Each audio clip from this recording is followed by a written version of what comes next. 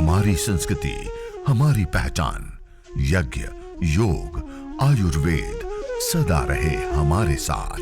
भारत के प्राचीन ग्रंथों एवं आधुनिक विज्ञान का दिव्य संगम, यज्ञ महिमा।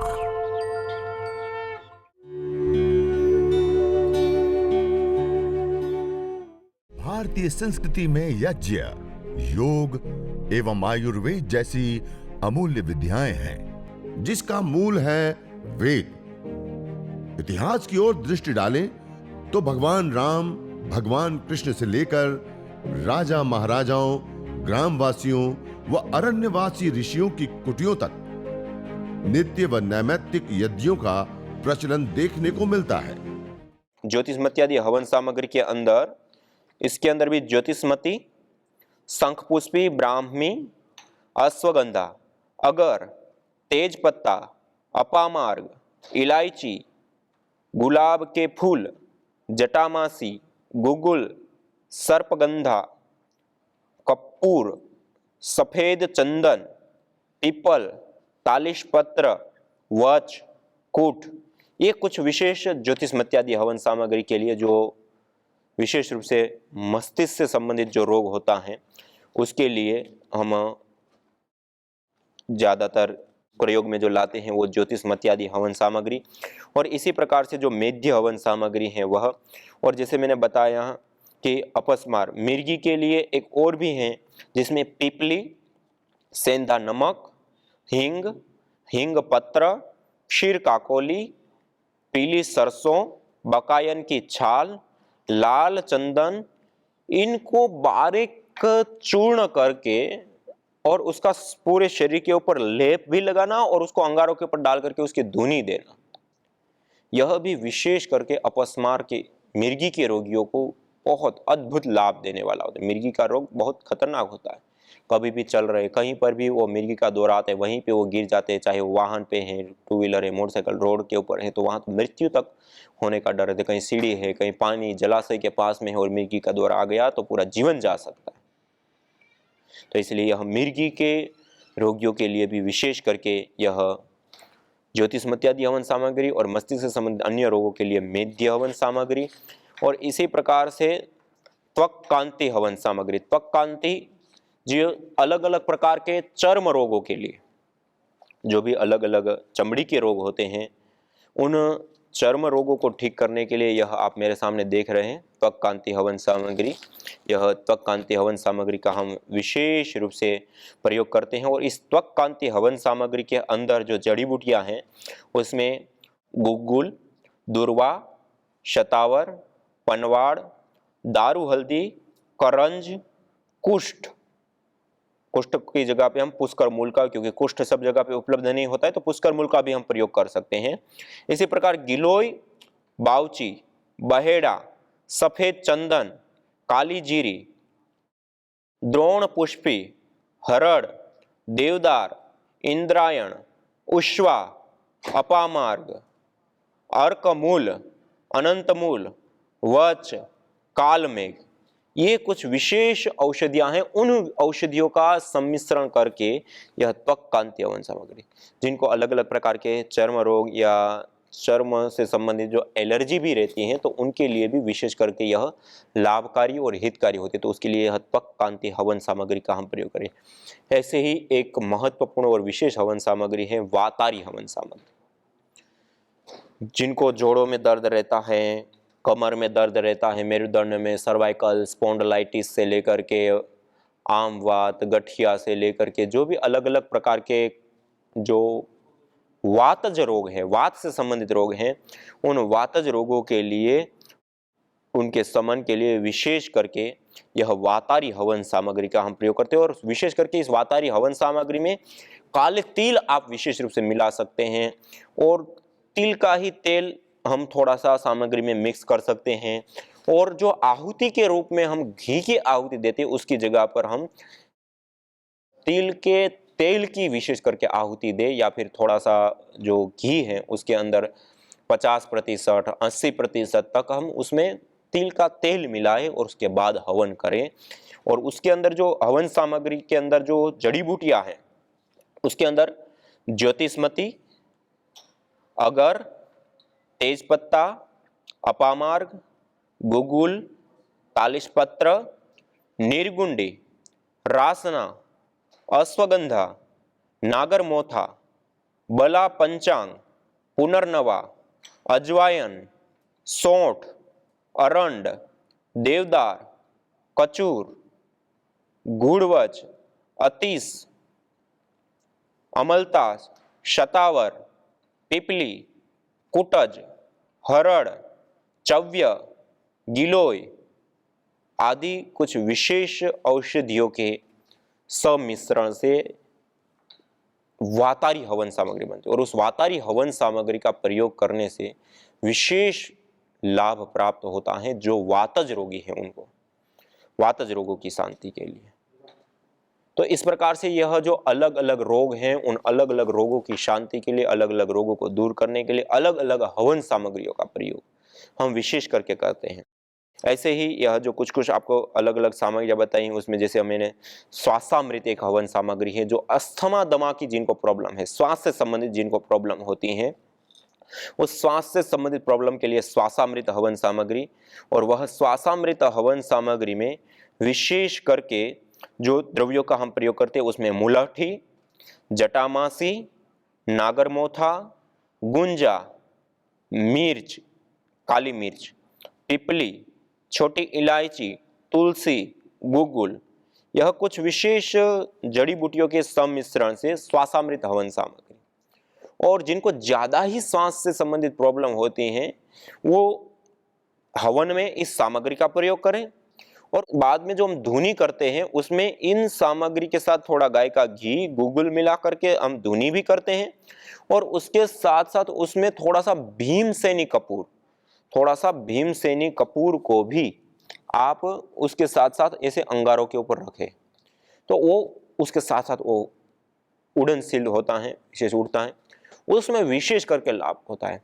और बहुत ज्यादा क्रिटिकल अवस्था में है तो फिर जैसे मैंने बताया था श्वास से संबंधित कुछ धूम्रचीना, मोम, मधुमक्खी का छत्ते को मोम बोलते हैं, शहद निकालने के बाद जो बच जाता है वैक्स, उसको अंगारों के ऊपर डाल करके उसकी धुनी करें। जौ हमारे घर में तो उसकी धुनी लें या फिर गाय के घी की धुनी लें। इसी प्रकार से राल, साल के पेड़ के गोंद को राल बोलते उसकी धुनी लें। तो इस प्रकार से विशेष वो द्रव्य भी श्वासज रोगों जिसको अस्थमा, दमा या लंग फाइब्रोसिस होता है उनके लिए। आज हम यह श्वासामृत हवन सामग्री का प्रयोग करके एक माताजी हमारी बहन शिल्पा जेठवा जी मुंबई घाटकोपर में रहती है और उनको अद्भुत लाभ प्राप्त हुआ। उनको इतनी क्रिटिकल अवस्था थी लंग फाइब्रोसिस की कि वो लंबी गहरी सांस भी नहीं भर सकती है, 2 से 4 सीढ़ी तक नहीं चढ़ पाती, इतनी मतलब प्रॉब्लम हो चुकी थी। और उस समय शुरुआती पहला लॉकडाउन हुआ और उस समय उनको इतनी प्रॉब्लम हुई, उस समय कोई उपचार, कोई हॉस्पिटल, वो सारी चीज थी नहीं। और उस समय हमने उनको यही श्वासामृत हवन सामग्री का प्रयोग उन्होंने किया, गुगुल और गाय के घी और उसके साथ साथ भीमसेनी कपूर।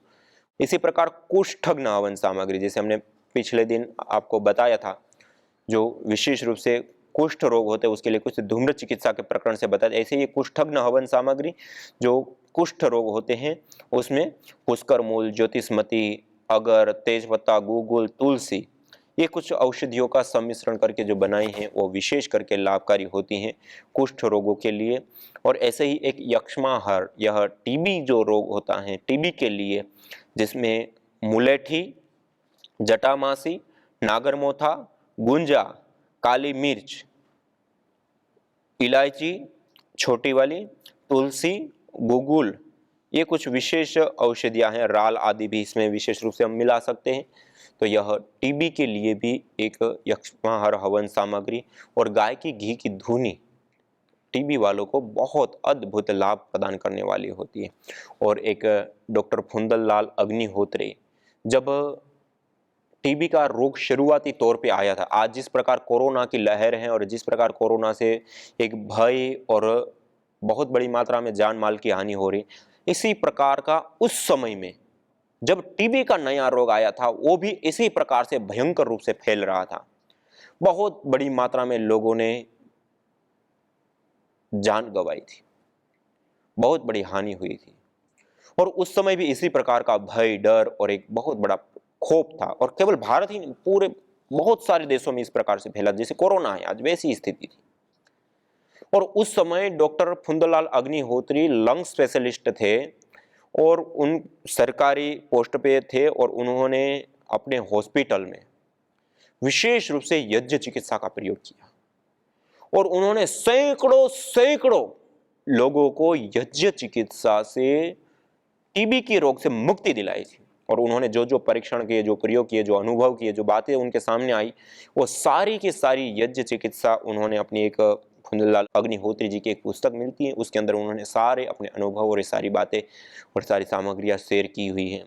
और हमारे आयुर्वेद आदि ग्रंथों में भी इस प्रकार की जो बीमारियां हैं उसमें विशेष करके यज्ञ चिकित्सा, धूम्र चिकित्सा को ही विशेष बताया गया, जिसका प्रयोग आज हम जान रहे हैं। तो ये यक्ष्माहर टीबी के लिए जो विशेष हवन सामग्री है उसका प्रयोग वातारी, त्वकांति, इसी प्रकार शिशु निरोग्य के लिए आपको पिछले दिनों में बताया था।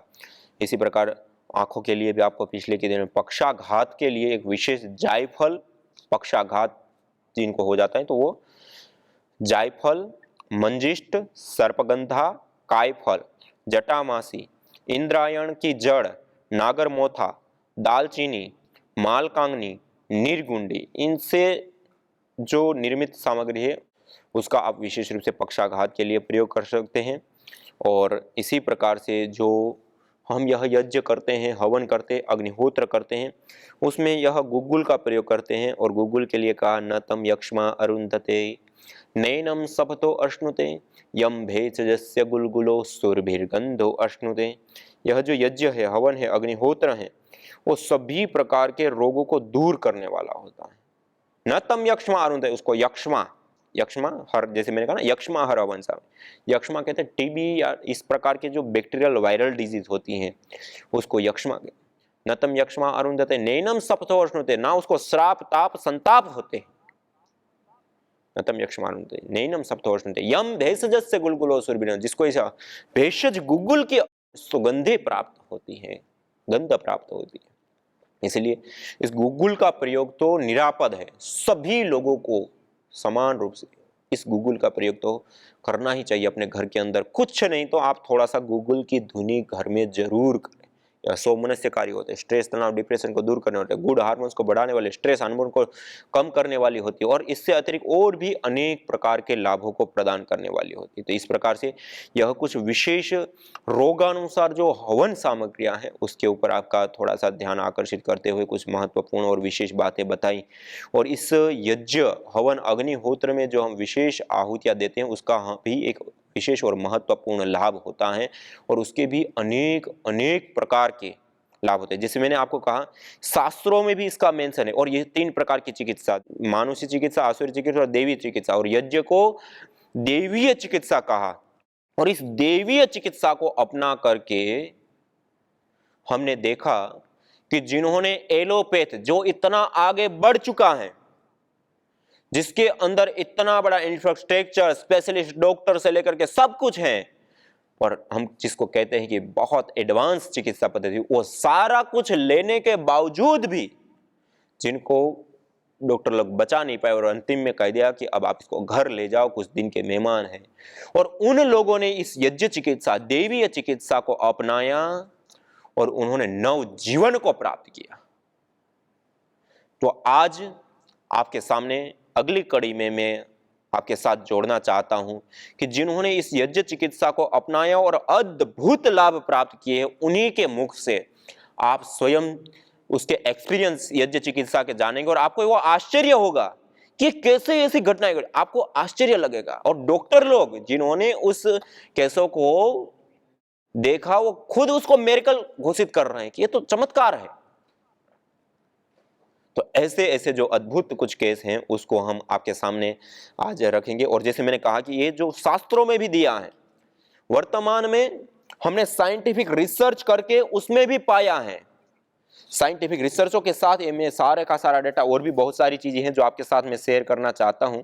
जैसे ये आप देख पा रहे हैं, ये जो हम अलग अलग दवाई लेते हैं उसके अंदर जो कंपोनेंट होता है, जैसे एक ग्लाइकोल है, कैम्फर है, एसोरोल है, ये एक ऐसे कंपोनेंट है कि इसकी औषधियां हम लेने से इतनी महंगी औषधि आती है, और ये जो होते हैं वो वंशानुगत जो रोग होते हैं, जो डीएनए तक में प्रभाव डालने वाले, दुष्प्रभाव डालने वाले रोग होते हैं, उसको ठीक करने के साथ साथ यह ऑटो इम्यून डिजीज को ट्रीट करने में काम आते हैं। वो केमिकल्स, वह कंपोनेंट्स इस यज्ञ धूम्र के अंदर पाए जाते हैं। ये आप देख पा रहे हैं कि हमने PRI पतंजलि रिसर्च इंस्टीट्यूट में रिसर्च कर, अनुसंधान कर यह सामने लाया, और इसके जो प्रभाव है यह साइंटिफिक रूप से भी प्रूव्ड है, शास्त्रों में भी बताया है, और उसके साथ साथ आज हमने जो प्रैक्टिकल किया उसमें लोगों के सामने भी आया। सामग्री के लिए मेरे सामने प्लेट में आप देख सकते हैं अलग अलग कई सारी जड़ी बूटियों का सम्मिश्रण करके हमने तैयार की हुई विशेष हवन सामग्री है। इसके अंदर सामान्य रूप से 4 गुण युक्त द्रव्य होने चाहिए। एक मिष्ट अर्थात मीठे गुण युक्त, दूसरा पुष्टिकारक, सुगंधित, रोग निवारक। ये 4 प्रकार के द्रव्य इसमें मुख्यतया प्रयोग किए जाते हैं। जैसे ये बादाम है, ये मखाने हैं या अश्वगंधा है, ये सारी चीजें पुष्टिकारक होती हैं। फिर इसमें चंदन है, जावित्री है, जायफल है, इलायची है, लौंग है आदि कुछ चीजें इसमें सुगंधित भी होती है। इसी प्रकार मिश्री आदि मिष्ट पदार्थ है, इसमें हम 10% प्रयोग करते हैं, और उसके साथ साथ रोग निवारक गिलोय आदि जो द्रव्य है उसका हम सम्मिश्रण करके इसको हम तैयार करते हैं। तो यह विशेष रूप से 4 प्रकार के द्रव्यों से युक्त होते हैं, और ये आपको सभी पतंजलि स्टोर्स के ऊपर भी ये 2 हवन सामग्री के रूप में सभी जगह पर उपलब्ध है। पतंजलि आस्था हवन सामग्री और पतंजलि दिव्य हवन सामग्री, इन दोनों के अंदर विशेष रूप से इन सारे द्रव्यों का हम प्रयोग करते हैं, और कई सारी जड़ी बूटियों का प्रयोग करके ये निर्माण की हुई 2 सामग्रियां हैं। यदि ये हवन सामग्री हमारे पास नहीं है, हम अपने घर पे ही बनाना चाहते हैं, तो हम कैसे बनाएं? तो हमारे शास्त्रों में विशेष करके यह गुग्गुल है आपके सामने प्लेट में, ये एक पेड़ विशेष का निर्यास गोंद होता है। शास्त्रों में क्या, घृत गुलगुलो होमे च सर्वोत्पातादि मर्दनम, घृत और एक गुग्गुल का हवन करने से सभी प्रकार के उत्पात शांत हो जाते हैं। और अथर्ववेद ने कहा, न तम यक्ष्मा अरुंधते नैनम सफतो अश्नुते यम भेषजस्य गुलगुलो सुरवीर गंधो अश्नुते, अर्थात जिस व्यक्ति को इस गुग्गुल विशेष की सुगंधि प्राप्त होती है, धुनी प्राप्त होती है, उसको कैसे किसी प्रकार का ताप, संताप, रोग, दुख, कष्ट, बाधा, पीड़ा आदि उनको प्राप्त हो सकते हैं। तो ऐसी ताकत इस गुग्गुल के अंदर होती है। और आयुर्वेद ग्रंथों में भी इस गुग्गुल को त्रिदोष शामक कहा है। इसके वात, पीत और कफ तीनों दोषों को संतुलित करने वाला होता है। और गुणों के दृष्टि से भी यदि देखें तो यह गुग्गुल पुष्टिकारक भी होता है, सुगंधित भी होता है और रोग निवारक भी होता है। ये जो हवन सामग्री के लिए हमें जिन गुणों से युक्त द्रव्य चाहिए, वो गुण ऑलरेडी अकेले के अंदर संपूर्ण होते हैं। तो इसका हम हवन भी कर सकते हैं, और हवन के बाद इसकी धुनी के रूप में भी हम विशेष रूप से प्रयोग कर सकते हैं। तो एक गुग्गुल का भी हम विशेष रूप से सामग्री के रूप में प्रयोग ले सकते हैं। दूसरा, यह मेरे सामने रखा हुआ है अक्षत चावल। सामान्य रूप से हम चावल बोलते हैं, लेकिन हवन का जहां पे भी वर्णन आएगा तो आपको अक्षत शब्द मिलेगा। अक्षत मानी जिसमें क्षत नहीं हुआ है, जो टूटा नहीं है, जो खंडित नहीं हुआ है, जो पूरा है, ऐसा ये आप देख सकते हैं। ये अक्षत चावल है, ब्राउन राइस जिसको बोलते हैं, और टूटे हुए ना हो।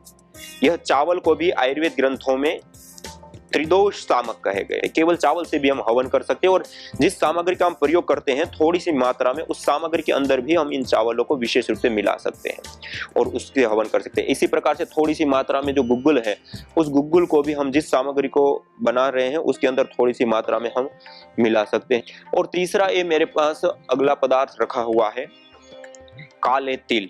ये आप देख रहे हैं, काले तिल कई सारे प्रकार के पोषक द्रव्यों से युक्त होते हैं, और इसके अंदर विशेष तेल पाया जाता है।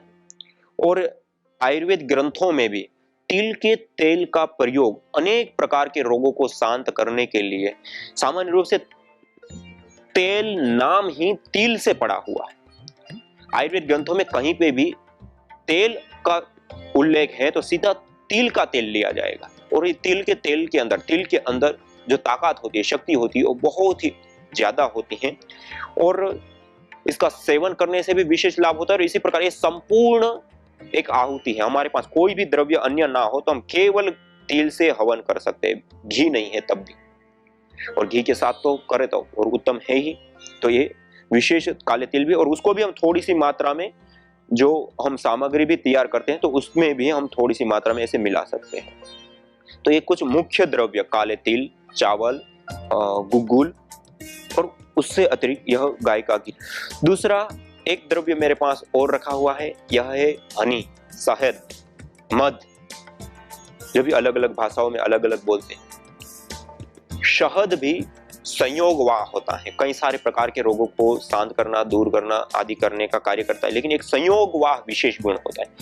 जिस आहुति को हम देते हैं उसके साथ यदि थोड़ी सी मात्रा में इसको मिलाया जाता है तो वो उनके गुणों को कई गुना बढ़ाता है और अपने गुणों को भी खोता नहीं है। इसको कहते हैं संयोगवाह। तो संयोगवाह के रूप में यह शहद विशेष रूप से कार्य करता है। तो हम थोड़ा सा घी में भी मिला सकते हैं, या बीच में ही एक चम्मच लेकर के आहुति हम के रूप में हम प्रयोग ले सकते हैं, या बाद में धुनी के रूप में भी इसका हम प्रयोग ले सकते हैं। तो शहद रोग निवारण के साथ साथ पुष्टिकारक और भी कई सारे गुणों से युक्त होता है, तो ये शहद का भी हम प्रयोग ले सकते हैं। ऐसी जो घृत है, केवल घृत से भी हम हवन कर सकते हैं। और घी जो है उसमें भी विशेष प्रकार से संयोगवाह का गुण होता है। तो संयोगवाह के रूप में मैं बता रहा था, एक शहद का भी विशेष रूप से संयोगवाह के रूप में प्रयोग होता है, गाय के घी का भी विशेष रूप से संयोगवाह के रूप में प्रयोग होता है, और जो तिल मैंने बताया, तिल के तेल का भी इसी प्रकार से संयोगवाह के रूप में प्रयोग होता है। इसीलिए आयुर्वेद में बहुत सारे प्रकार के जो तेल बनाए जाते हैं अलग अलग रोगों के लिए, उसमें भी मुख्य द्रव्य तिल का तेल होता है, और उसके बाद उसमें अलग अलग औषधियां पकाई जाती हैं और उसको बनाया जाता है। इसी प्रकार त्रिफलादि घृत से लेकर अनेक प्रकार के घृत भी आयुर्वेद ग्रंथों में जो बनाया जाता है वो इसी गुण के कारण बनाया जाता है कि इस सामान्य रूप से जो हमें प्राप्त गाय का घी है, उस गाय के घी के अंदर अलग अलग औषधियों को पका करके उसको उस घी को सिद्ध किया जाता है, तो उसके गुणों को वो कई गुना बढ़ा देता है। तो इस प्रकार गाय का घी है, शहद है, और एक गुग्गुल भी इसी काम में विशेष रूप से आयुर्वेद ग्रंथों में लिया जाता है, क्योंकि बहुत सारी प्रकार की जो वटियां बनाई जाती हैं उन वटियों के अंदर एक तो उसको बांधने का काम तो गुग्गुल करता ही करता है, लेकिन उसके साथ साथ उनके गुणों को भी बढ़ाने का, अपना गुण तो है ही है उसका रोग निवारण, लेकिन उसके साथ साथ उनके गुणों को भी विशेष रूप से बढ़ाने का कार्य करता है। इसलिए आयुर्वेद ग्रंथों में सर्वाधिक वटियों के अंदर आपको गुग्गुल हर कोई के अंदर आपको मिल जाएगा।